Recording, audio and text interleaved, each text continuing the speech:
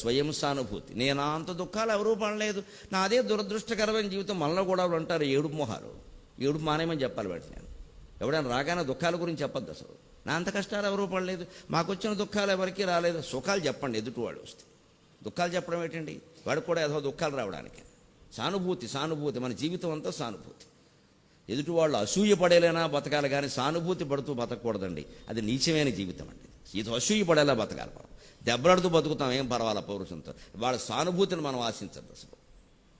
అది హీనమైన బతుకు. అది వాళ్ళు సానుభూతి చూపించడం కోసం ఏదో చెబుతున్నాం, ఎక్కలేదు. ఎవరిని అడిగితే లేదు, ఆరోగ్యం వల్ల ఉంది, బ్రహ్మాండంగా ఉంది, నీకెలా అని చెప్పు, అంతే. అంతేకాని నిన్నటి వరకు బాగానే ఉంది, వేళ ఏమిటో అనొద్దు. ఇంకా ఇప్పుడు బాగానే ఉంటుంది, పోతే పోతాం, ఒకటే దెబ్బ. వాడికి చెప్పాల్సిన పని లేదు మన కర్మ గురించి.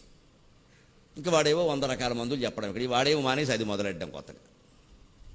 ఈ స్వయం ధర్మరాజుకు కూడా ఉన్న వ్యాధిది, ఈ స్వయం సానుభూతి.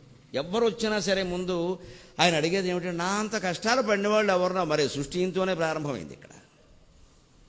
అదే మార్కండేయ మహర్షి గొళ్ళుమండి, ఏం పడ్డావయ్యా నువ్వు, కావాలని పేకాడావు, వనవాసం వచ్చింది, ఏమీ చేయకుండా రామచంద్రమూర్తికి వనవాసం వచ్చిందయ్యా. పొద్దున్న 10ంటికి పిలిచి పట్టాభిషేకం అన్నారు, రాత్రి 10ంటికి పిలిచి వనవాసం అన్నారు. మారు మాట్లాడకుండా రెండింటిని ఒక్కటిగా భావించి వెళ్ళిపోయాడే. అందుకని ఇప్పటికీ జగత్తు రామనామం రామనామం రామనామం అని 1,000,000 సార్లు రాసి చెప్పిస్తున్నారే. నీ నామానికి ఆ యోగం ఉందా అన్నాడు మహర్షి స్పష్టంగా. ఎందుకుంటుందండి? ధర్మరాజు నామం రాస్తాం, మనం రామనామమే రాస్తాం. ఎందుకుంది అంటే ఆయన ఎలా భావించాడు? అవని సింహాసనంబు అవని పాలనం అవని పాలన కూడా అడవి పాలైనను చెక్కు చెదరని ఎట్టి చిత్రనామము. ఎక్కడో అవధానంలో చెప్పవలసి వస్తే రామనామం గురించి చెప్పినమాట. పుట్టి పుట్టక ముందే పుడమి నెన్నుదుటిపై దివ్యనామమ్మును తీర్చునామము. అడుగకుండగముని ఆశ్రమమునకేగి రాతి నాతిని జేయు రమ్యనామము. అవని పాలనయైన అడవి పాలైనను చెక్కు చెదరని ఎట్టి చిత్రనామము.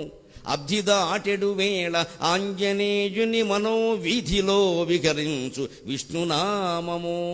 అఖిల కష్ట ప్రపంచము నణచివేయు సర్వకార్యక సాధకము చాపమమ్ము. సర్వకార్య ప్రసాదము చాపమమ్ము. నాటి గాధేయు నుండియు నేటి గాంధీ వరకు, నాటి గాధేయు నుండియు నేటి గాంధీ వరకు రామనామమే దిక్కు ధరకు మనకు. ఇప్పుడు అవధానంలో రామనామం మీద చెప్పిన పద్యం ఇది. ఆవేళ గాధేయం నుండి వేళ గాంధీ వరకు రామనామం మీద ఎక్కువ కదండి. ఎందుకయింది? ఆయన చరిత్ర. అదో 100 సార్లు రాస్తాం, 1,000,000 సార్లు రాస్తాం. ఇంపోజిషన్, చిన్నపిల్లలు రాసే ఇంపోజిషన్ అవుతుంది. నేను 1,000,000 రాసా, ఏం చెయ్యాలి? ఇంకోటి రాయి. 1,000,000 అయింది, ఇంకోటి రాయి. ఖాళీగా ఉన్నావు, ఏం చేస్తావు రాసి?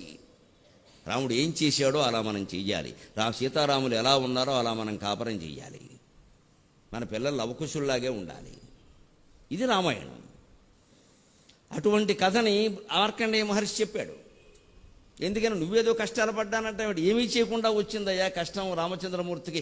ఎవరిని నిందించలేదు, కైకెన గాని భరతుడు గాని వెళ్ళిపోయాడు. అందుకని ఊరికే ఎంతసేపు నేను కష్టాలంటావు, నేను కష్టాన్ని పడ్డాలంటావు ఏమిటో.